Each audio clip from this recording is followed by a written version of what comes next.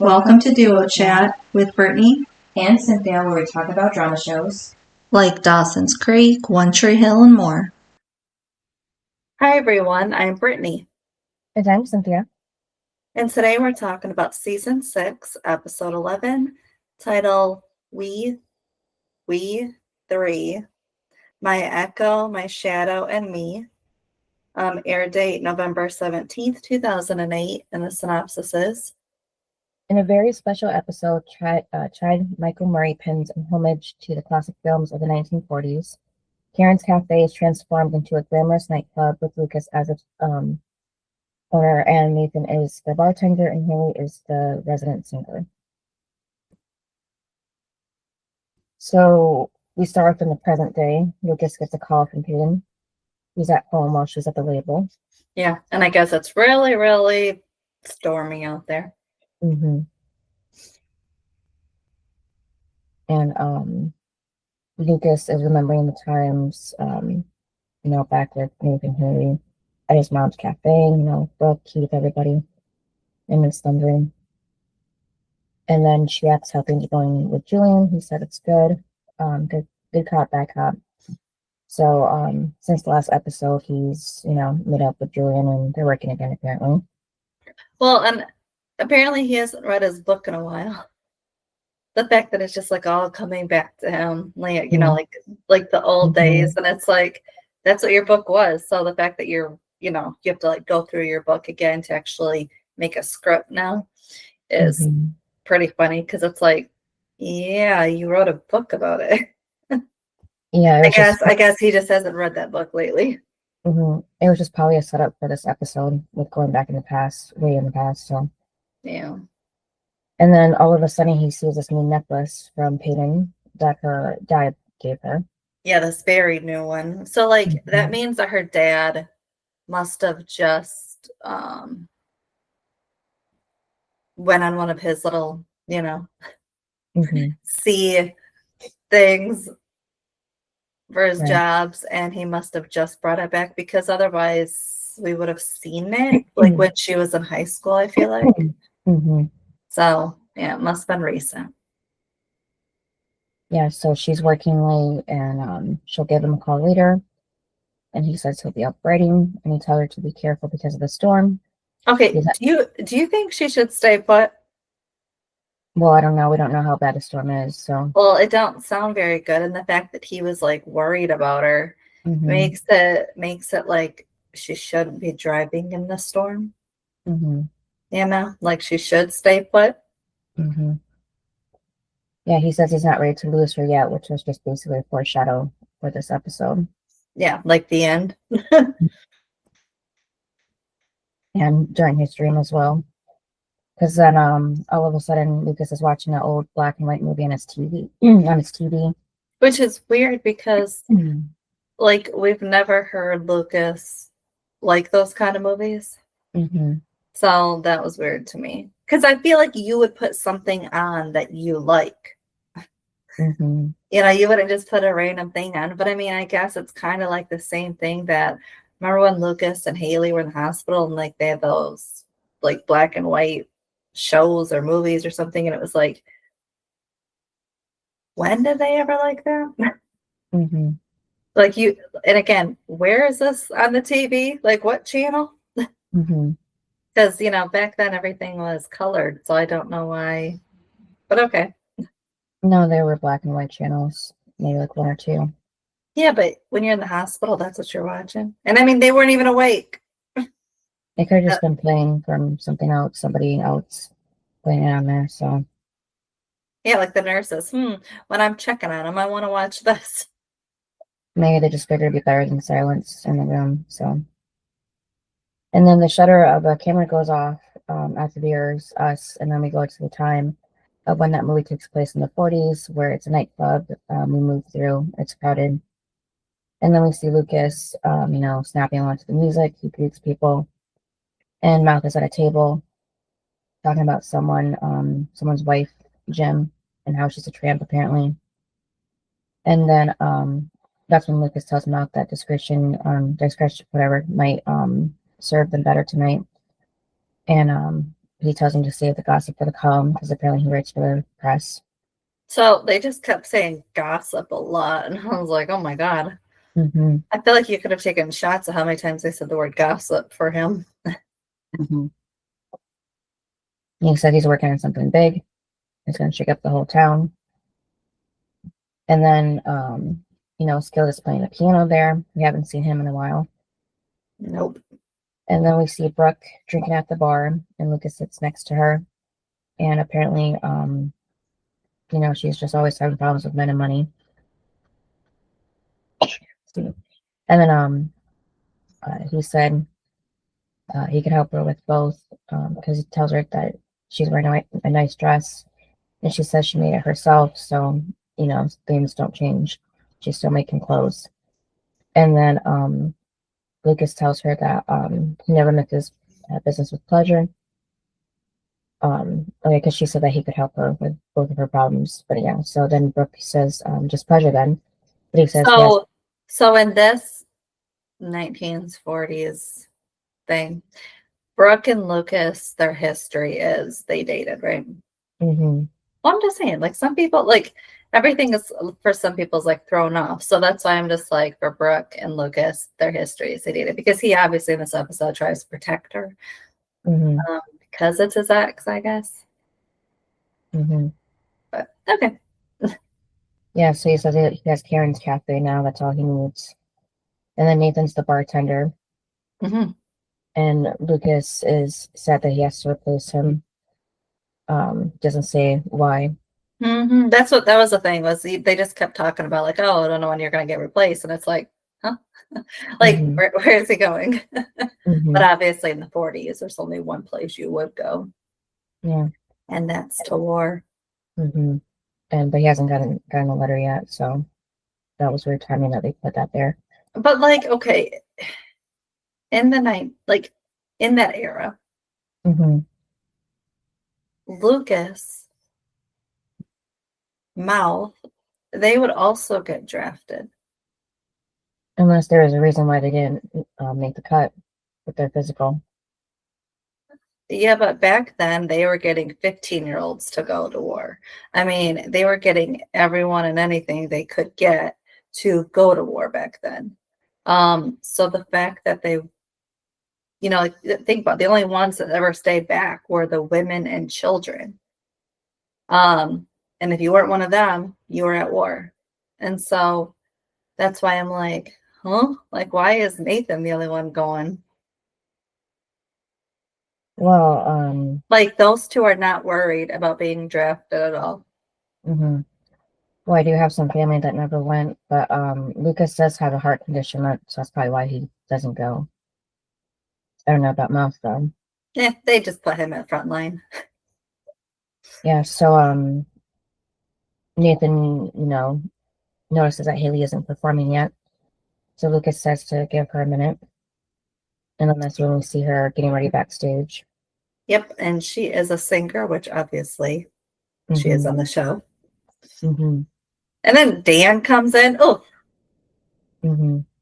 I love how Chad made Dan the evil man. Right. And Julian, for that matter. Mm-hmm. Yeah, that was new. And I was like, on point. And then he says he's just checking up on his singer because apparently she used to sing at his club. Okay, but does he, like, own her? Like, just because she plays at, like, just because you play at a, like a nightclub or anything, like, it doesn't really mean that they own you. Because if you play somewhere else, because clearly she's playing at Lucas's, so it's like, but does he, like, have some kind of rights to her, or you know what I mean? Like, music wise, like, is her music under him? Like, he produced it, so, like, that's why he has, like, ownership, because, like, he acts like, she's mine, like, I own her, and it's like, Well, she never mentions if this is her original music. She just sings. And then he apparently probably has some kind of power over her because he says that he gave her everything basically and saved her from being a traveling sideshow.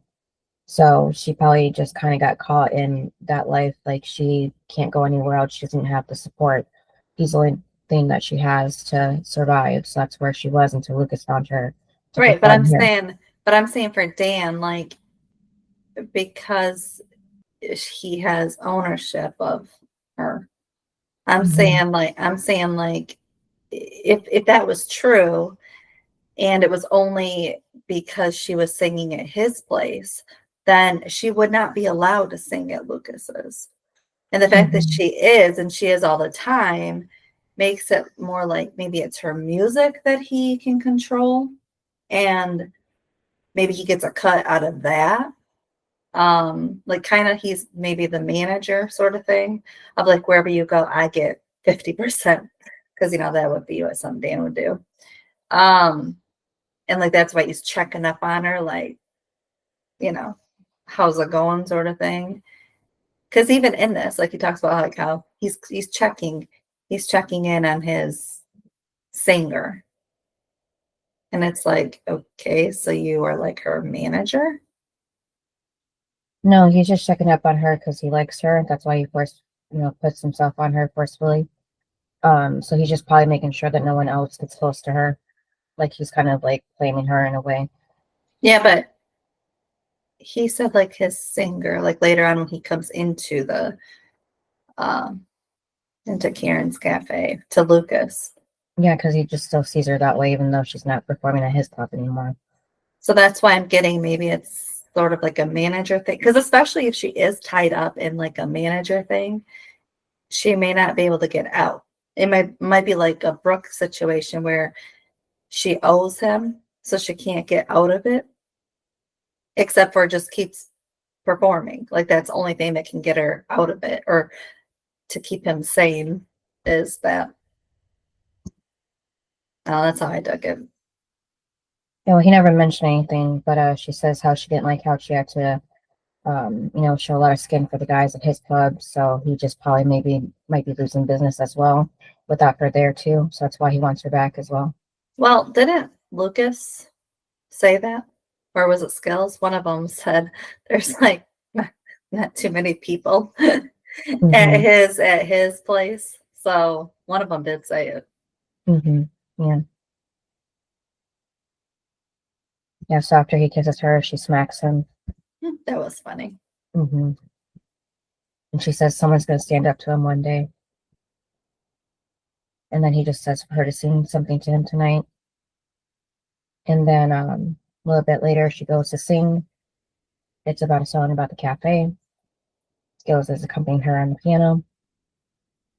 And then at the bar, Nathan says, "We know what a dame about Haley to Lucas." I did like that Skills was playing piano. And then Nathan just obviously really likes Haley, and Lucas can see this. So, he tells Nathan, why not? Why wouldn't she go with, out with you? And he says he's a nobody, and she's a somebody. So Lucas tells Nathan to never say never. If he wants something, go get it. It's that simple. And Nathan asks, what does Lucas want? He says nothing. He has everything he wants right there. And then that's when Peyton walks in, and Julian. And Peyton is looking at Lucas. And then Julian's like the muscle for Dan, so he's making everybody clear a table so they can sit there. And Dan joins them and watches Haley, not taking his eyes off of her. But then Brooke runs into him and he grabs her arm. And he asks if she has the money that she owes him. And she says not yet, but it's in the works. And then he points out that he saw her drinking that expensive champagne, so it seems like she does have money. But she says she has to keep up appearances. And he says her appearance is going to suffer if she doesn't give him that money. And then Lucas walks over. And, Dan, of course, is like, what a pleasure to see you. And he actually thought this was his club for a while, with his singer on stage. And yeah, so Lucas was the one that said that his club is lacking customers. And Dan's just threatening to hurt Lucas so he doesn't give him Haley back.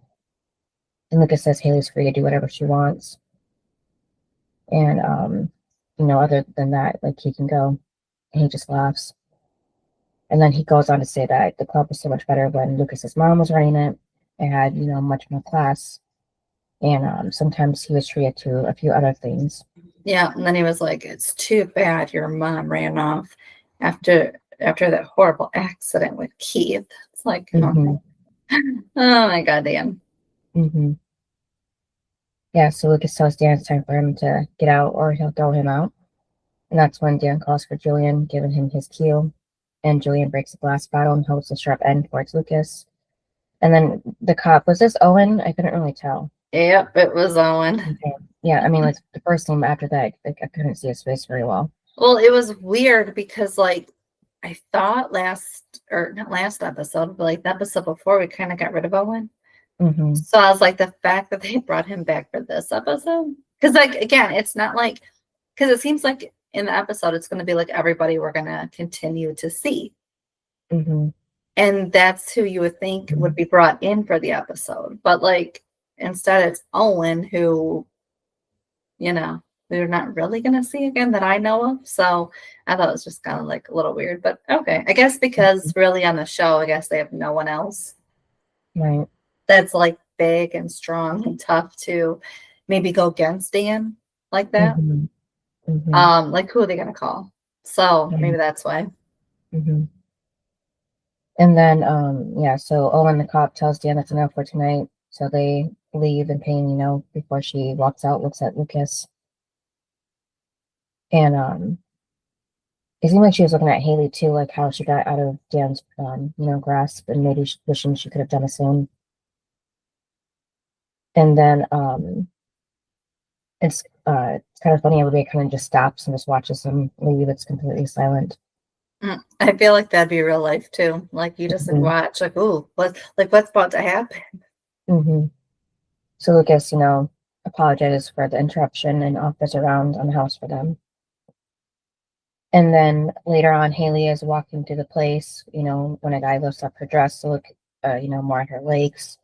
She moves away, telling him not tonight, and he says he wants to have a dance with her, grabbing her. She tells him to get off. He doesn't listen. And then that's when Nathan grabs the guy, pushing his head against the counter, on the bar, knocking him out. What I thought was funny was it was just so easy for Nathan. He just goes like that with his head. I was like, okay. Yeah. So again, we're showing even in 1940, Nathan would be the bad boy that defends his girl. And then he asks if she's okay, and she says, yeah, but we should cut him off. And he says maybe he'll give him another drink on the house. And that's why she's like, why? And he's like, because it got me to talk to you, or got the bartender talk to you or something. And then she was funny because she was like, maybe you should give him two, one for me. It was cute. Yeah, he called her the gorgeous singer. And in the car, Dan tells Julian to give him a moment. So Julian just steps out, staying right there. And then Dan goes on to tell Payne that, he made a promise to her mother to look after her before she died. And but then he says that he saw her making eyes at Lucas tonight, and she says she doesn't know, nothing of the sort. So he grabs her arm because he just keeps doing this to all the women. Yeah, and he's like, don't make a liar out of me. I'm like, okay. Yeah. And then Payne steps out of the car, and Julian tells her that he believes her, even though he wasn't supposed to hear the conversation from outside the car because the windows were rolled up and everything. And then he tells her that he knows she only has eyes for him, so he likes her. And I don't think so. Yeah, he tells her sweet dreams, and then even has to slap her ass before she walks through the front gate. And then back at Karen's, Lucas helps a drunk mouth outside. So apparently he goes there every night because he's keeping Lucas in business. And then he asks if he's okay going home. He says, yeah. And he said that Mouth says that he was the best reporter in Tree Hill City. And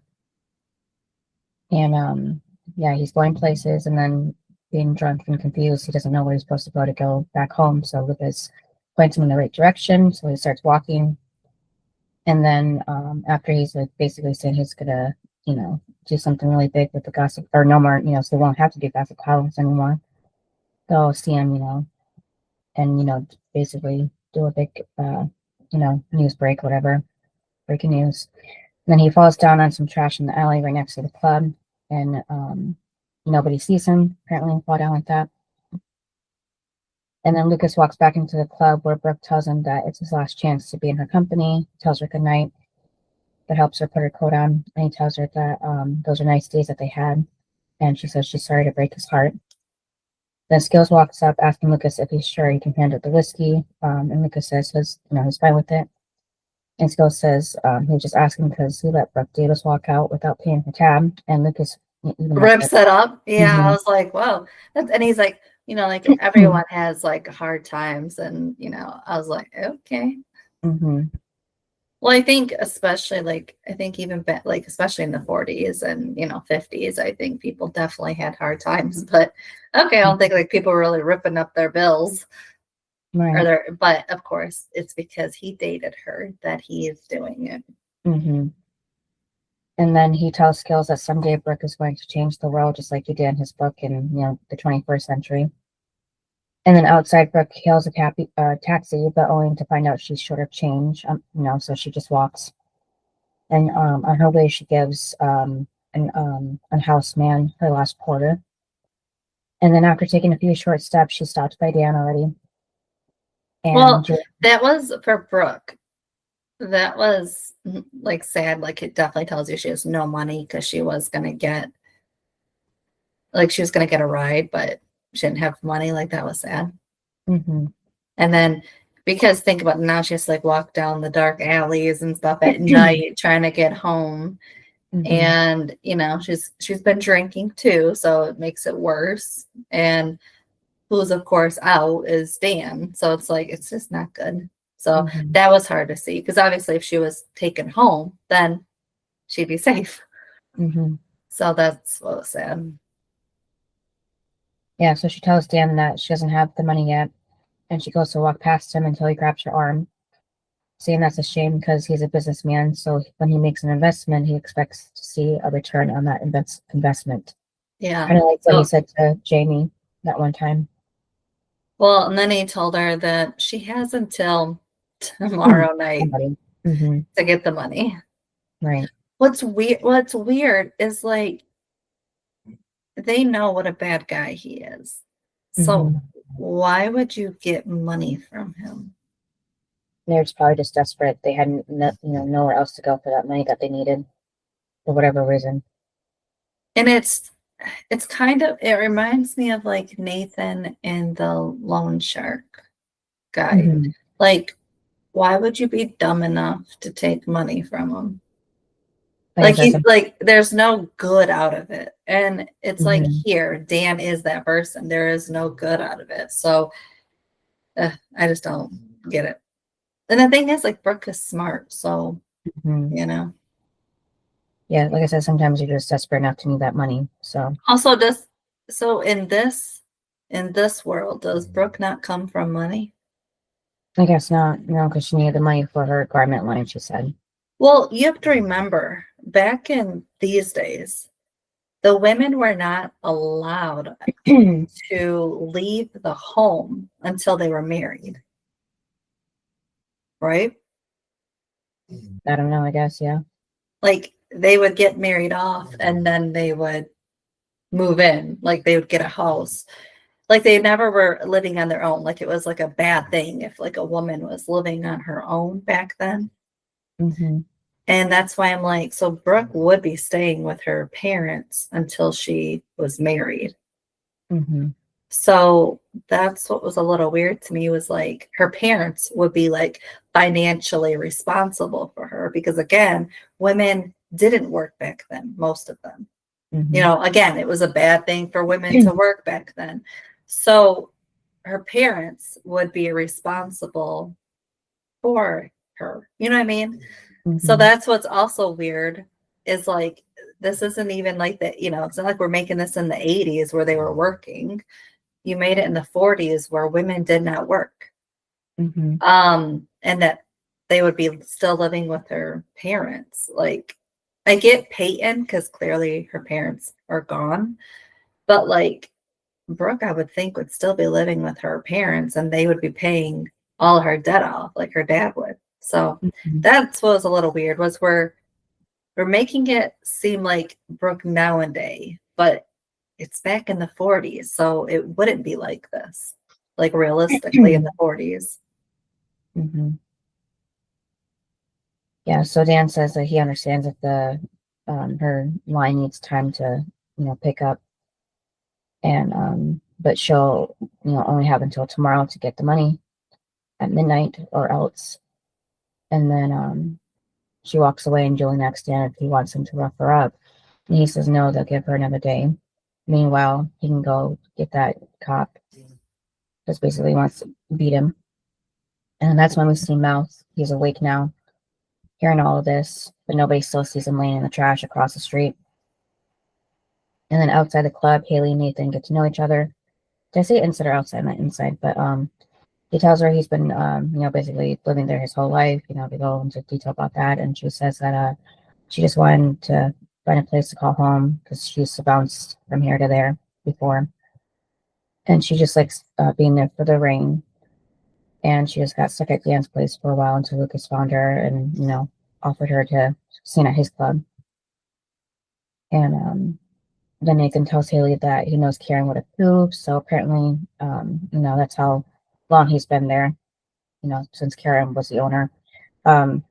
Which technically, if we were still thinking about the 40s here, it wouldn't technically have been hers. It might have been like her, like Keith's, if she was married to Keith, like then that's how she would, get the club from that. But yeah, like whoever her husband was, he would have named it after her.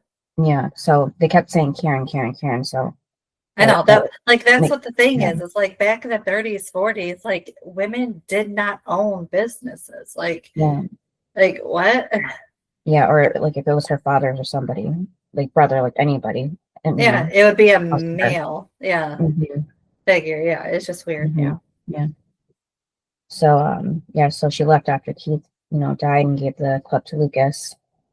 And he says that she would be proud to have a woman like Haley there with her heart and talent. And then he says he was wondering if maybe she might want to step out with him sometime, which is an interesting way to say go out, because nowadays when that's used, it's usually the opposite. Like if someone's stepping out on you, that means they're cheating on you. So it's kind of weird to see it be used in this context here as a good thing. But, I thought it was weird that Nathan was taking so long, because like a lot of times, especially like if you watch those old movies, they're asking them out, like they're not like beating it around the bush, like especially like that's the thing was like that's why women always like to go back in the day, because it's like, guys now are like so like if like wishy-washy about everything, that it, like back then it's like no, they were like adamant. If they liked you, they were going to pursue you, all of this. That's why it's like for Nathan to kind of not be like that, it's like because again men in the 30s and 40s, they weren't like that. That's why they were very vocal, like if they liked somebody, I think it's because they didn't have time to waste. No. Because you didn't know how long you were gonna live. So you had to jump at any chance you could get at a relationship and a family. And that's why it's like, I think that's why like Nathan finally gets it when he gets the paper. It's like, okay, I gotta do it now, because like I don't know if there is a tomorrow. So yeah, so she tells him, why doesn't he stop wondering to ask her out, himself, instead of just, kind of, like you say, beating around the bush. And then Lucas calls Nathan to give him that letter from the War Department, of course, at this moment. There's no other time or better time to give it to him, because he wants to go there. Lucas can see that. And it's like, this isn't good. Like, you're leaving. Yeah, so she asks if everything's okay, and he just says, how would she like to step out with him tonight? And then Payne comes back to the club, and she says that her car broke down. Yeah, and he's like, yeah, sure. Like, you want to lure me outside too, for Dan and his 5 goons, he said, basically take care of him. And she's like, no, like he's not with me. Mm-hmm. But isn't it crazy that he just listened to that? Like, that's all she had to say was like, no, like, like I'm Mm-hmm. alone basically. And then he's like, and then like all it is like, oh, I promise. But then I'll grab my coat. I'm like, you want to check first before you Mm-hmm. before you like, or like send somebody outside to check first. Instead, you're like just truly listening to her. I was like, okay. Yeah. Like this seems to be their first interaction alone. So you would think you wouldn't really trust her fully until you feel like you can. Mm-hmm. So I was like, well, that was a very strange move. Right. I really thought he would have looked first, but okay. Mm-hmm. And then Skills sees them walk out, which is good for Lucas later on. And they're outside, and Lucas looks at the car, saying he doesn't really know much because his uncle, was more the mechanic, of course. And Which is funny because in the show, Keith taught Lucas like everything. So mhm. And basically they were talking about how the new cars are like a big, step in, that kind of machinery, so progressive. And Lucas just says that he likes the old-fashioned walking. So they talk about Lucas's uncle Keith a lot. Mm-hmm. Who are Nathan and Lucas's dads? Yeah, I don't know. Do you know They what I make it mean? Like yeah. they make Dan like this different man, but they Mm-hmm. never say like anything about who their father is. But they say Uncle Keith, and they only say it's Lucas's Uncle Keith. They don't say it's Nathan's. Mm-hmm. It's weird. Like they don't say who their father is. Yeah, even though Nathan seems to be living in the apartment above the club, they don't make it seem like Nathan and Lucas are brothers, just maybe friends or something from childhood or something like that. So, Or yeah, like Nathan needed a job, so Karen hired him because remember that he said he's been there since Karen. So it's mm-hmm. like, and then maybe that's how they became friends was because they're like the same age, so they were brought together. But it's like, huh? Like who? That's the only thing that's my question. Mm-hmm. And it's not answered. Right. Yeah, so Payne's just impressed that Lucas stood up to Dan that way because no one else has. So she thinks that made him respect him because he just judges people, like how strong or weak they are. And Lucas says, that's not his way. He's the kind of man who wants to give him a reason not to. And yeah, so then Payne asks if he wants to walk her home, basically. And then she drops like a nut or a bolt on the ground as a way for Julian or Dan to follow them, of course. So she was setting him up. Wait, you think she was setting him up? Yeah, because she said her car broke down and then she dropped that nut. So that was the thing that was missing from her car to not be able to drive it. And then she dropped it purposely to kind of like lead a pathway for Dan and Julian to follow them. Yeah, but her car was right there when she did it, so they would have seen her car because she was walking home. I thought it was I took it as a thing for the audience to know Peyton did something to her car to break down, so Lucas had to take her home. Yes, I'm talking about. She took that or the bolt and then dropped it on the ground to make a trail so they could follow them. No, that's not what I'm saying. I'm saying I didn't take it as it was a setup. I took it as for the audience to see her car wasn't truly broken down. She did something to her car to break it down, which led Lucas to have to take her home. Not, oh, so Dan can come and find her, because she didn't want Dan to find her. She wanted Lucas. Mm-hmm. And I didn't take it as a setup. I took it as for the audience to see that her car wasn't really broken down. Like if she would have just put that right back where it was supposed to go, it would be fine. But so yeah, I didn't think it was a setup because her car was right there. So like if they were searching, they'd be like, well, there's her car before they see the whatever bullet or whatever it was. Like they would have seen her car first. I didn't think it was a setup though. Well, it just seemed like she dropped the bolt on purpose right there, and then maybe she had to like lure him away from the club so nobody would see Dan, and Julian like getting to him. So But yeah, that's why I think it was thing for the audience, because otherwise we'd be like, oh my God, her car really was broken down. Mm-hmm. But I think it was like a I like him, so you know. Mm-hmm. Yeah, so she's being asked about the war. She says she doesn't know how she feels. She just feels sorry for the boys having to leave home. She could fight though or be a nurse. And then she asks if he thinks that she's pretty, and he says he doesn't know her, well enough to say that. Which doesn't seem like the way of any man, but she says that he doesn't talk very much. So why would he want to walk with her if he didn't want to talk? And he says he's just not really the talking type. So she asks, what does a girl have to do to get some interesting conversation, throwing herself at him or something? Well, it was weird when she said, why would you want to walk me home? Well, because he said he didn't have a car. Mm-hmm. Otherwise, he would have drove you home, and your car was broken down, so he couldn't use yours to take you home. So, and he wasn't going to leave you on the street in the dark. So obviously, that's why he was taking you home. But I'm like, what do you mean? Why would you want, like, you know what I mean? Like, there really was no good option for him. You know what I mean? Because he would be the jerk if he left her standing there in the dark with no vehicle, like no working vehicle to get home. So I was like, what? Mm-hmm. Maybe she's had that happen before. Like she asked a guy to walk with her, and they said no. So maybe she thought that he would do the same, maybe, or something like that. Well, like that's why he's not really talking, because he's not that person, but he also sort of obligated to walk her home. Mm-hmm. Yeah, so Lucas just asks, why she's, associated with Dan, because everybody knows what kind of guy he is and what happens at his club. People disappear around him.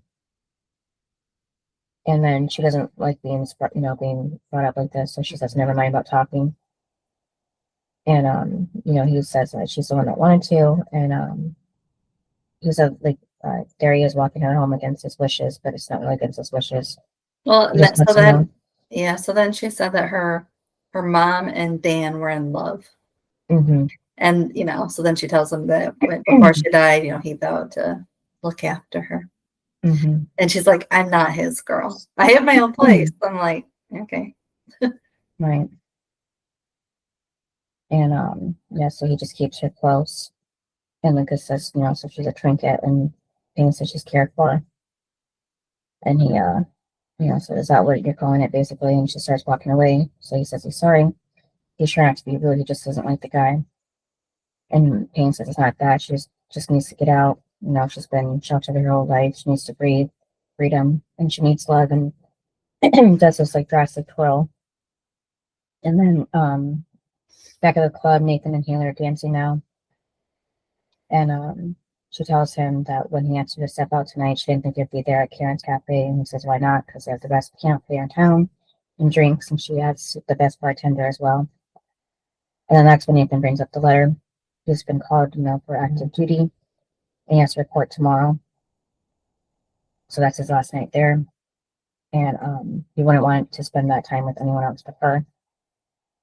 And then Lucas and Payne are still walking, and she tells him that she wants to fall in love, and Dan won't let men court her. She just wants to make her own choices, even if that means her heart gets broken. And that's why she came back tonight, because she needed something different, and he was the first thing she's laid her eyes on. And then tells him that she's probably said too much, she's sorry, and tells her that she is pretty. He found limits, but it's her heart that makes her more than that. And then they get to Payne's place, and she tells him no one knows about Dan loving her mother, just her, him, and now.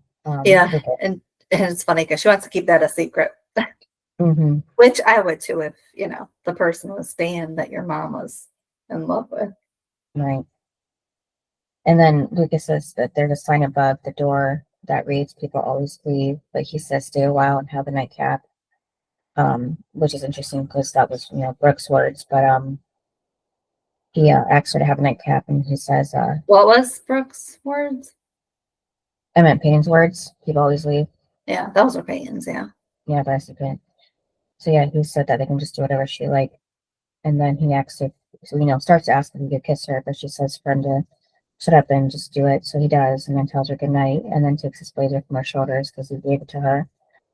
And then that's when Brooke comes out from around the corner after Luke has walked away, and she smirks, knowing she can use this information to get out of her debt with Dan. Which is so evil. Mm-hmm. Yeah, so obviously Payne and Brooke aren't friends in this universe. But it's like he ripped up your tab. Mm-hmm. Like he's not going after you to pay all the debt that I'm sure, because you probably go there every night and drink. Like he's not making you pay all that. Like, oh, you know what I mean? Like he's being so nice to you. And then this is what you do. Yeah. Yeah, she's just really desperate to, not have to pay that money back. And then the next day, I know, but for people to die, like you're the one that was an idiot to get the debt, and then to do it so that people can get hurt in the end. Mm-hmm. Like, yeah, that's great. Like that's what a good person does. Not, I don't like it.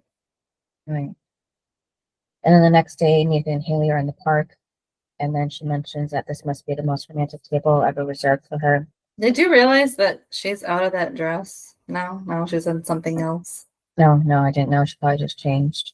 I know, but how do you have time to change? Like, it's weird. They only have like less than 24 hours, and she already changed. Like, I just really wouldn't think that would be like one of your first thoughts is like, I need to change. Wouldn't it be like just spending the time with the person? Well, maybe she just wanted to wear a different dress for their date, so that could have been it too. I know, but I don't think I just wouldn't see really where you'd care to have that much time to, I need to wear something else. So it's just kind of weird. Well, I'm sure it wouldn't take long either, unless she had to fix up everything else as well, her makeup and hair. But, yeah, so, and she says she has the most interesting of entrees because they're in the gazebo eating candy. And then that's when he tells her that he loves her after, less than a day of knowing her. Personally, at least, up close, because he never talked to her before. And because he said that he has ever since he saw her for the first time. I thought it was nice that when he said that he wanted to tell her that because he is not afraid of dying, but he was afraid of dying without her knowing how he felt. Mm-hmm. I thought that was sweet. Right. Yeah, so he's, she says that he's not going to die, and he says that he'll come back to her. But before he can say more, she kisses him, and then she tells him that she'll do the thinking for the both of them, and that she has a crazy idea. So does he trust her? He says he does, and then Brooke walks into the warehouse that Dan is at eating dinner, like he's at a restaurant. It was weird. I'm like, that's where he lives. Mm-hmm. Like you would think that Dan would have like this amazing big mansion, but instead he's in like a warehouse eating. I'm like, what? Like you would think he'd be at this mansion with like a huge staff, but he's not. I'm like, what is this? He's probably that's probably where he just does like his quote unquote business. So, and Brooke just knew he would be there. Yeah, so she asks, or she tells him that she has information that he could use, and if she gives it to him, she could be out of her debt. But he says, no, tell him first, and then he'll decide. It was funny. He's like, no, I need to know first. And she's like, no, that's not. And then they're going back and forth, and it's like, well, I mean, Dan is the one in charge. I mean, you have debt to pay. So, I mean, he is going to determine if it's good or bad news. So I'm like, Brooke, I don't think you are in control. Like she's acting like she is. And I'm like, I wouldn't be that like tough going against it because like, you do owe him. So I was like, okay, Brooke. But then she tells him, and then he's like, you're just lying and stuff. And she's like, okay, like our debt, like my debt is paid. It's like, okay, Brooke. Right. But like how evil Dan is, you would think that even whatever information she had, right? Like whatever it was, even if it was something extreme, like more than this, you would think that he would still be like the evil person that he is. He would still be like, you still owe me. Like, Mm-hmm. no matter what you tell him, like, you would still owe me. So, like, I was like, why would Brooke just think that that would be so easy? I just tell you something and we're good. Mm-hmm. Like, that was weird too. I'm like, that's not, I don't think that's how Dan's brain works. Like, but okay. Mm-hmm. And then Dan tells Jillian to, escort Brooke out. But then she uses her last card, bringing up his past with Payne's mother. And she tells him he can consider her debt paid in full. Yeah, that's what I said. Yeah. Yeah. So, he's impressed and there may be hope for her yet, like as if he's gonna like mentor her or something to be in the business that he's doing. And then he says there's one more thing that she can do for him. And then that's when we go back to the club. Skills walks outside and Jillian asks if he needs to ride home. So he says no. And Jillian tells him he'd be making more money at Dan's club, but Skills says he's fine being at Karen's. I did not like this at all. Mm-hmm. Because he gives him a handshake. And then he like goes to break his hand. Mm-hmm. I don't like that at all. Yeah, and Skills kind of already assumed that this might be a trick, but he, fell for it anyhow. Mm-hmm. I'm like, don't do it. And then he did. I was like, okay. Mm-hmm. And then Payne shows up at the club.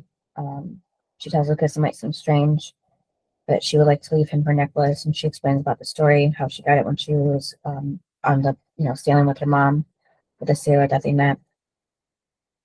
And he gave her that necklace, which is kind of weird, and tells her that, one day she would be free to see the world, and just to keep that until then, basically. But to her, it always stood for freedom, and Lucas says he can't accept it. She tells him it comforts her like he does, so she wants him to have it. And then she's about to go, but he tells her to stay a while, and she says that she'll hold out on that, on that nightcap. And then she walks out, and then that's when we see that sign that's, say exactly what Lucas said earlier. People always leave, but I say stay a while at a nightcap. So yeah, and then it actually says his name, like that he was the one that said it. Right.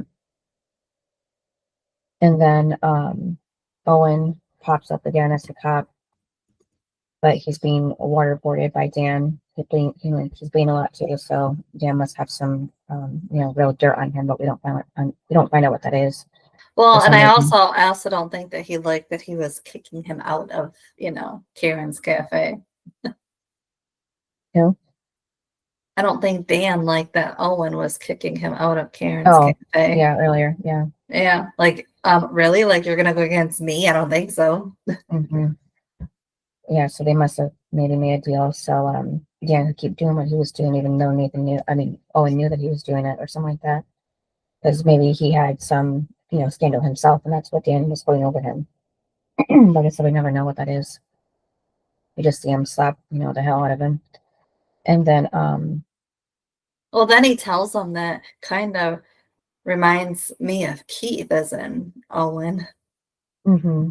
I was like, okay. Which is weird to bring up at this time. Because you think for someone who ended up killing Keith, like you would be, not talking about him at all. Especially to a cop. And then he keeps on hitting him, and then somehow Mouth snuck in, but then Jillian catches him before he can get out and knocks him out. And then on the bridge a little bit later, they have, Mouth tied up, and they even put his feet in a bucket and filled it with cement, which is something new because usually you see people have like, bricks tied to their ankles instead. So this is different. Plus, they would have had to wait a good minute for that to even dry too, so that seems to be time consuming. But Dan tells Mouth that he should just stay with the gossip columns because that doesn't get him killed. And then that's when Payne gets there telling them to stop. And she tells Dan that she didn't want to believe he was evil, but that he was a liar. But she thinks that she knew all along, so she followed him. Do you think with someone who kind of grew up with Dan would know the kind of person he's been the whole time? But yeah. But maybe Dan always did the dirty work when Peyton was at home. Like, like here, he drops her off home thinking she's home safe, sleeping, and then he can go and, kill people. Maybe that. I don't know. Yeah, I guess he didn't see what he was doing with Haley either when she was out of his club, I guess, yeah. Yeah, Yes, and he saw, I mean, he saw what he, or she saw what he was doing to Brooke, but they don't like each other, so. Mm-hmm. Yeah, so Dan, tries to make Peyton feel bad for, going out with Lucas, and he acts like, how's Lucas doing, calling her a whore and all that, and then that's when Mouth tells Peyton that Dan killed Lucas's uncle. He knew he was onto something. He was right. He murdered him, and Dan tells Julian to shut Mouth up, but Julian punches him in the gut, and then Payne asks Dan if that's true, and they kind of fight about it because he won't answer her. He just tells her to wait in the car, and then even slaps her. So then she I eventually know does. when he slapped her, I was like, well, there's where it would tell you that he's evil. Yeah. The fact that he would hit the daughter of the woman that he was in love with, Mm-hmm. you know? Yeah. Mm-hmm. And then, yeah, so she does walk back to the car, and Julian and the other guys pull Mouth toward the railing of the bridge. And push And him. yeah, and then that's when, Like just throw him in there. Okay. yeah, and with the cement, yeah, he'd be a bit heavier too, so that would take a good, effort to get him over. But Well, Nathan and then all Haley, you see, is his hat that he was wearing right, and the yeah, water floating. right, and then yeah, that's after Nathan and Haley are in bed somewhere because they got married, I guess maybe last night or that morning, and or probably that morning because it's the next day. So he asks her what she's thinking about, and she says, basically the house that they would have and all the kids that they would have. Yeah, because apparently they'd have a big house. Mm-hmm. And that's when they kind of say what They've always said. the president will know about their kids. No, but About like that, but Nathan had said that previously when they got married, that he wanted a little girl just like her, and then she said a son, like, him. So I mean, they kind of said the same thing. Remember, it was in the flashback of season 5, like that's what they said. Yeah, So it's just like a repeat of what they would say. Yeah. And then she even picks out they even pick out the name for him, their son, James, like Haley James, he says. And then Dan tells Mouth, just basically he cracked the case, and maybe if he begs for his life, he'll set him free. But Mouth basically doesn't give in and says he's not going to do that. Somebody will find out sooner or later that he killed Keith, and they'll bring him down, even if it's not him. So that's when Dan tells Mouth that if anyone's going down, it's going to be him. But then Mouth spits out his face even. So that's what makes Dan have them throw Mouth over the railing of the bridge. And that's the last thing we see of him. So he did seem to be, dead at that point. But then that's when Jillian tells Dan that Payne's gone. She's not in the car. So then Skills walks back into the club and shows Lucas his hand after, he's asked to play the piano for him. And he says, that was Julian and Dan and the other guys. And then that's when Payne walks in to say that they have Mouth and they're going to kill him, even though she was already too late. And I know when she came in, I was like, girl, you're too late. Yeah. She says they only did that because he found out that Dan killed Keith. And so now he wants revenge because now he knows. Yeah.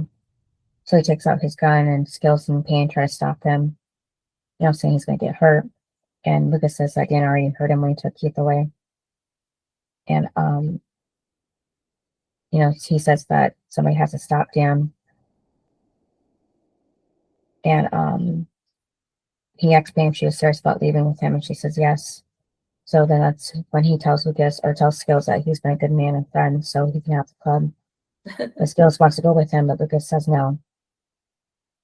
And then Lucas and Payne make it outside, but don't get away because Dan's right there with the other guys and surrounds them with their cars. And then Julian tells Payne to, go back with them. And Lucas tells him that she's with him now. And then Brooke comes out. Well, first, Julian and Lucas pull their guns on each other, but Lucas shoots, Julian first. So then that's when Dan's there, and he says, why does everything have to get so messy? And, Lucas points his gun at Dan. Yeah, so he puts his hands up and says he's not going to shoot me in the back and tells Lucas not to do the same. But then he says that he's done it several times himself, but most of them deserved it. But it says for him not to do it because he has a surprise for him, and then that's when Brett gets out of the car. Yeah. And then Dan wants Brooke to shoot them. Mm-hmm. But then, of course, she knows to finish her dead. And that's when she pulls the gun on him. But of course, it's not loaded because it was just a test. Yep, and she failed. Mm-hmm. And then Dan slaps her as well, and she falls to the ground. And then Dan points the gun at Lucas again, and he's about to shoot until Skills tackles him. And Lucas, falls down too, and he still has his gun pointed at Dan. But then once he sees that Dan is restrained, he gets up. But then Payne says something, so he turns around to see that she actually got the bullet that Dan, pulled the trigger on from his gun. Yeah, that was sad when she said, when she did say his name, and he's like, like what? And that's when it's like, she got shot. Yeah. And then it's sad because he's, saying that they're going to leave, everything's be, it'll be okay. And she says that she loves him, and then she just dies right there. And then it's raining heavily now. And it's kind of weird how they were going through all this, and then there's just Haley and Ethan having their romance over here. But Haley goes to the airport, to see Nathan off, and then he tells her that he's coming back to her. And she asks if that's a promise, and he says yes, as long as she waits for him, and she says that she will, always and forever. So he's so going to have that too. Well, I liked when he said it was his best day of his life. They saw this in their dream, or Lucas's dream, And they have that perfect shot with them too in the rain when they're kissing. Mm-hmm. And then we go back to Lucas. He's holding Payne in the rain. So, and Dan looks like he actually does have remorse for not keeping Payne safe, like he promised her mom. And that's when Lucas pulls out the necklace that Payne gave him, telling her she's free now, which was sad. But then all of a sudden, a cell phone starts ringing in his pocket, and he takes it out, and it's a 2008 iPhone. Well, and it was crazy because it was kind of like season 4 when, remember, he was just on the street, and then it everything disappeared because it was coming back to reality sort of thing. Yeah, so this was the same thing, and he was waking up from this dream he was having to Peyton calling him. And then he was on the floor for some reason. Was he? I don't know how he got there. Yeah, don't know how he got there. It seemed like he was. He was laying down somewhere. I thought it was just on the bed. Oh, I don't think that was bad. I don't know, but yeah, he even was holding his phone in his hand like that, and he picks it up. Yeah, no, he was on the bed. No. So I thought he was still at Trek or something. Was he at Trek or was he at home? I can't remember where he was. No, he was. No, he was at home. She was at the label. Trek, yeah, I remember that. At the label. And so what I thought was weird was she basically was just calling to say that she's still won't be home. She'll be home in a little bit. But I'm like, you just said at the beginning. Nothing really changed from the beginning to now. You know what I mean? Besides her saying she'll be home soon, but she already said that at the beginning. So I was like, okay. And I guess it was only just to say that, he tells her he loves her and to not leave him. Yeah, earlier I think she meant she'll call him if she's to be there late. And yeah, I guess she just does it at the last second or something. Well, and what I thought was weird was you can hear the storm. She really shouldn't be driving home. Right. Yeah, so he says, he'll tell her about his dream when she gets home. Yes, so he is home, yeah. And just then, that's when after they hang out, Payne has a sharp pain in her side or something and drops to the floor. Yep, and that's it. So, okay, given how Chad wrote this, and given the ending, do you think they told him to write that piece in? I don't know. Of her falling to the ground. Maybe. If they just wanted to lead into the next, plot line. Maybe. Well, I'm sure that's what it is, because obviously we all know it's because she's pregnant. But I just wonder, because obviously Chad didn't probably know that she was pregnant. So that's what I'm saying. Do you think that they told him, hey, this is what we're going to do at the very end because we need it to lead up to the next episode? Yeah, I saw an interview, I don't remember it. I think it was a magazine or something with James for like it was like the 2000s heartthrobs or something like that. So there's other guys from other shows too, but Lucas brought this up about this episode that he was writing, and when it came to the title, he didn't know until this moment, that they were actually using song titles every single time for each Yeah, episode. They told him, I saw that too. So he said it yeah, was difficult to like choose one. yeah. So they probably did the same thing with Peyton too as well. Like they did that. So, and that's like more of a minor thing. So Yeah, but I mean, no, I mean it's not what for the end. no, the song title. No, I'm saying for pay-in. You said they probably did that for pay-in. No, I'm saying they probably told him about like if they told him about the title, then they probably told him too about the plot with Peyton. Well, I'm sure they did, but I'm saying like for especially for like the title, they would have to tell them like, dude, we got to do a song title because that's what we've done for 110 episodes or whatever. Like we can't just be like, oh, no, we're not gonna use a song title after all these episodes. Like we got to continue to do this. So I mean, I'm sure that's why they told them, because they're like, no, we can't use this title. Right. Like Yeah. it has, like I'm sure that's why, because you're going with a theme, so you can't just be like, oh, well, sorry, Chad, but we're gonna, Right. Yeah. So they Okay, had, yeah. especially because he didn't know, so they had to tell him that part. But yeah. well, I'm sure, yeah. So I'm guessing they probably did for the Peyton thing, because I don't think Chad would just like make that up. You know what I mean? Like, this is how I want the future to go. Yeah, I mean, they probably could have even chosen a title if they wanted to, if they didn't want to let him choose. But yeah, I said it, they ended up letting him choose. And then, yeah, so highs and lows. Well, given how I didn't really like the episode. I mean, here's the thing with this episode. I dreaded it coming up because, again, like I'm watching a show. I just want it to be realistic within the show. I don't want, them to be in Witch Island like Dawson's Creek. I don't want it to be anything that's not realistic to the show.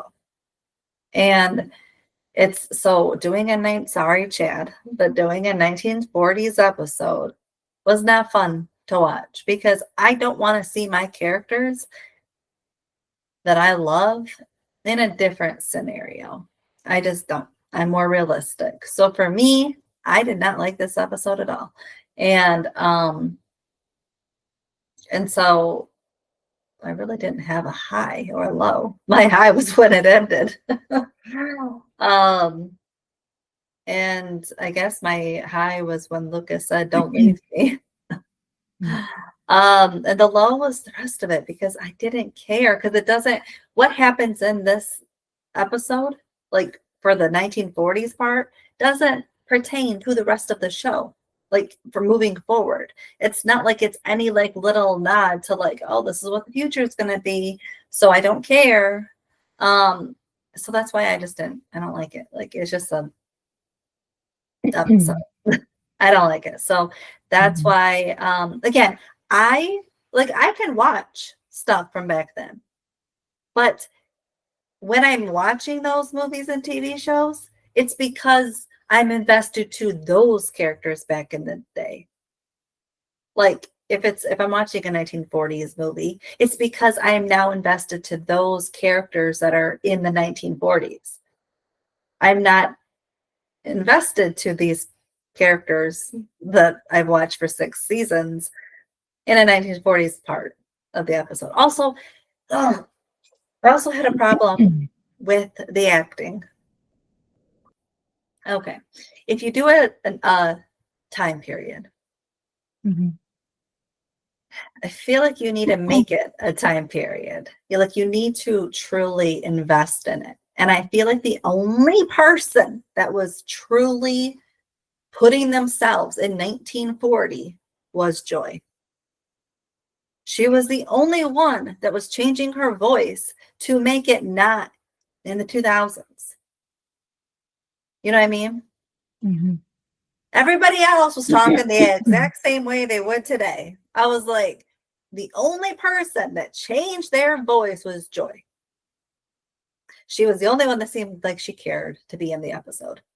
The rest of them were just playing themselves. I was like, okay, like, I'm sorry, but that also, it throws me off because I can't watch a time period episode and have one actor play it like it's 1940 and the rest of them are playing it like it's just a regular episode.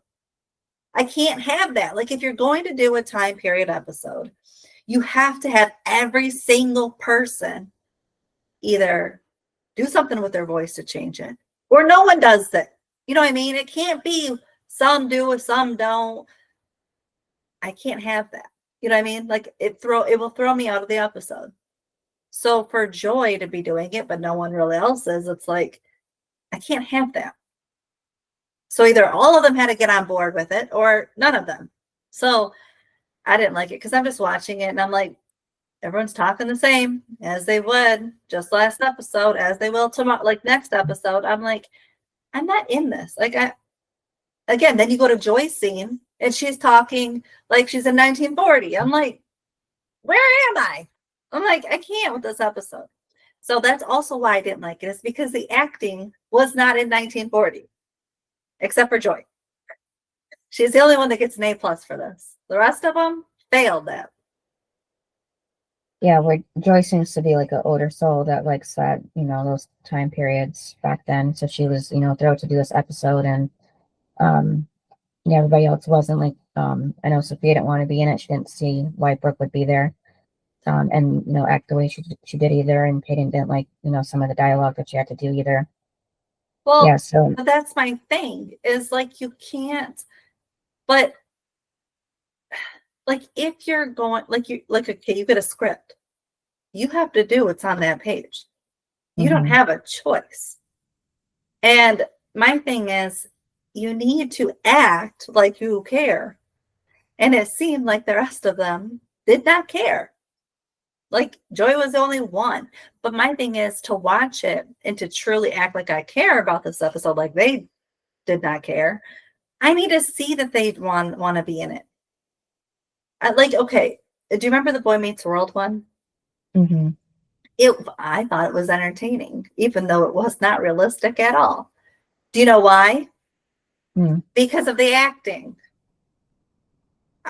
I feel like in that episode, they actually were changing their voices to be in that time period. Here, one person did it. That's what I'm saying, is you need to have, who directed this episode? I think. Wow. I should have been the one to be there, because clearly, like, that's what I would have told the cast, is you need to act like you are in it. You cannot use the same voice. Like, let's watch Joy for a second. That's the way to do it. Either that or no one does it. So, but I think that's why I liked the Boy Meets World one, was even though I didn't, of course I didn't believe it because it wasn't realistic, but their voices, they changed to be in that time. Well, here they're not. So it was also just like it was weird. Didn't like it. Yeah. Did you like it? Like, be honest. Did you like it? Well, it says the director is somebody named Joe Davola or something like that. So I don't know, but I think Sophia and them were talking about how Paul was doing this and doing that or something, or maybe he was just helping them. I don't know, but yeah, I don't really care for like the time period back then. But I do like alternate universe episodes because it gives you something different for once, and if it makes sense, at least it'd be nice to see the characters and how they would be in a different universe. Except for, like, we said that they didn't explain if Nathan and Lucas, if they're brothers or not. So I don't think that they didn't do that, like kept it consistent like that. But yeah, it was an interesting episode. Even though it kind of dragged on a little too much with Dan trying to threaten everybody. It didn't seem like it needed to be that long, or maybe added something else to the story. I don't know, but yeah. So. Yeah, I'm like, there really was no true like history on anything. And okay, but what did you think of the acting? Like, honestly. Well, like I said, I don't really care for time periods. So I didn't even really pay attention to how they were acting exactly. So. But it didn't bother you that one person was actually doing the time period part and the rest of them were just talking like this? No, not other other things, yeah, but for some reason, yeah, this didn't bother me. Yeah. No, it was just bothering me. I'm like, again, like I could see, yeah, like I could see Joy in that timepiece episode, like in a timepiece movie or something. Like I think it would be fun to watch her in. But it just doesn't flow with the show at all. Like, and here's the thing, I love Chad. But why? You know what I mean? Mm-hmm. Why did we have to do a 1940s piece? Yeah, so yeah, I don't know if that was the writers or Chad who brought that up. Yeah, I don't know, but I was just like, not into it.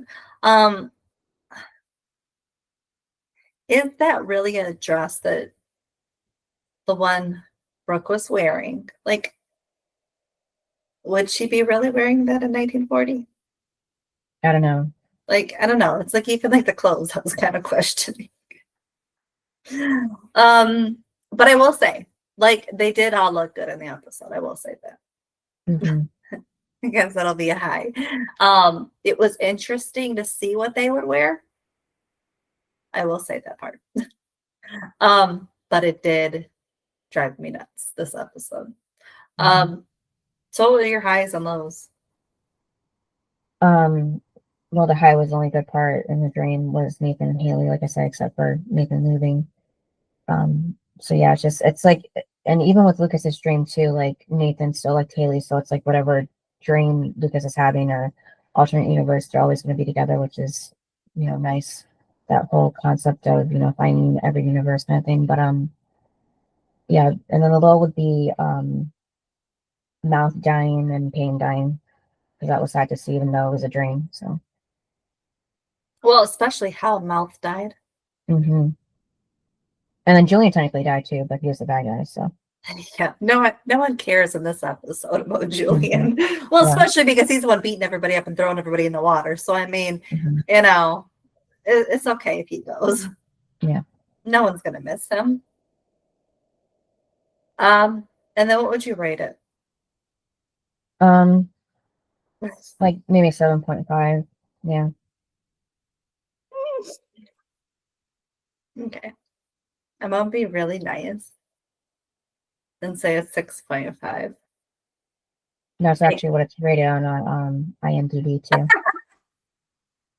I'm only okay. It went to a 6.5. I could have went a lot lower, but it went there because Chad wrote it, so it felt like I had to give it a higher score. Mm. But honestly, no, it should have been a lower score. Mm-hmm. But I find that funny that it was the same as IMDb. Yeah. So Chad was never on Drama Queen's right to discuss this episode. No. It would be interesting to know where he got this idea. I know. I need to know, Chad. Okay. Mm-hmm. I know you're not listening, but I need to know. I have answers for you. Or I have questions for you that I need the answers to. And since you're the one that wrote this, you're the only one that we can talk to about it. Mm-hmm. Well, a couple other guys wrote with him, but yeah, he seems like to be the main writer on this. Yeah. But like, here's the thing too, is like, I need to know because like, I don't think that he's really ever truly took a deep dive into it on any interview. Like whenever they bring up One Tree Hill episodes, they never bring up this one. Probably because they just don't remember it. It's not really relevant to the whole show itself. It is a dream, so. No, but I'm saying because he wrote it. Like they never truly go to him to talk about this episode. And they should because he wrote it. So that's my thing is like if you wrote it, you probably should be asked about it. But I feel like it was never really brought up to him. Mm-hmm. And I feel like it should be because again, we have questions. Yeah, except for the title, but that's the only thing he's mentioned of it, yeah. Yeah, otherwise, okay. And besides he wrote it. Well, I need more than that. So yeah, like I just okay. Yeah. And then who was your best and worst? Dream wise, the worst was Dan, of course, and the best was Lucas because he was nice. He was trying to help Peyton and Brooke, and then giving skills to the club, and then he was helping Nathan out, letting him live there and work there, and Haley worked there. So he was like helping everybody, and Mouth, except he didn't have the good ending after he last saw him on the street there. So yeah. Yeah, I mean, yeah, definitely the worst was Dan. But I will say a few contenders for the worst are Julian and Brooke. Yeah. For outing Peyton and Lucas. Yeah, I mean, so yeah, Dan definitely the worst. And then the best, I'm gonna go with Lucas too, because he was helping everybody. Also, he gave Nathan the letter at a good time, because even though it really wasn't a good time, but it also made the relationship move a little faster than it would have if he would not have gotten it when he did. Like, because Lucas could have been, I'll give it to you tomorrow morning. And Nathan would have been like, well, I could have had all night with her. So I was happy that he gave it to him when he did, because it did, because all of a sudden they got married. So it helped them bond and grow closer. So I mean, in the end, yeah, he was helping everybody. So yeah, that was it. But I'm so happy it's over. Yeah. But it was nice to hear from Hillary and Sophia about the rain, because when I first watched this with Payne having to, lay there in Lucas's arms for so long, I just kept thinking how Hillary didn't like twitch her face or like flinch or anything from the rain falling down on her, because that seemed would be really difficult to do, something to do. So it was nice to hear that it was actually a struggle, because I always thought it looked just so easy on camera wise side. So it was what? Like difficult to hold still under the rain. Oh, yeah. Like for how long she was. So were they just like splashing water at her? I don't know. I think they mentioned a hose or something, but yeah, very fake water at least. Yeah. Yeah, but they actually did have to stop telling her to stop moving. So keep telling her to stop moving. Yeah. Well, at that point, they should have just got a little mannequin. Yeah. Or zoom out so you can't really see that she's moving or something. Yeah.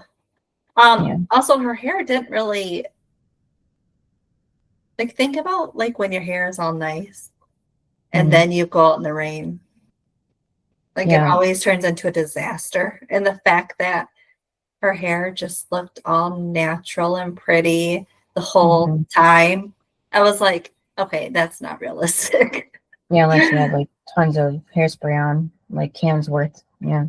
Because I'm like, I step outside and my hair no longer looks nice. So I'm like, okay, yeah, that's not realistic. Like if it's truly pouring outside. But yeah. And then what's next episode? Episode 12, You Have to Be Joking, Autopsy of the Devil's Brain. So excited for this one. Yep. What? We get to see our boy again. What, Lucas? No, no. We see him. We see him every episode. Do you mean Jamie or Julian? I can't remember exactly what happens in the next episode. Julian. No, I think this is when James Vanderbeek comes on. Oh, right, yeah. Yes. Yeah, I think it is, yeah. Yes, I'm so excited to see him. Probably that's why they chose You Have to Be Joking. Like, you have to be joking that he's making those decisions for the movie. Well, you have to think, too, like, the fact that I'm so excited to see him. But, like, here's the thing. I didn't like him playing Dawson. Right. But I love him in One Tree Hill. It's Even great. though he wanted to change everything up, yeah. Yeah. Well, I thought it was just entertaining. Like, the fact that Lucas has to deal with this is hilarious to me. Yeah. Because Lucas is such like this is my way, or you know what I mean? Like, and the fact that someone coming in as a problem, like he thought he got rid of the problem being Julian. And he's like, okay, now I have to work with them. But it's like, no, there's another problem. Right. It's great. But it also helps for the drama. Right, yeah. Which is what you need. All right. Thanks for listening. Yep, I'll see you next time. Bye. Bye. Thanks for listening to this episode of Duo Chat. If you want to chime in with your opinion about the episode and the show we discussed, you can email us at duochatpodcast@gmail.com. And to keep up with updates about the podcast, you can follow us on Twitter, Instagram, TikTok, and subscribe to our channel on YouTube at Duo Chat Podcast. And give us a review wherever you listen to podcasts. We would appreciate it.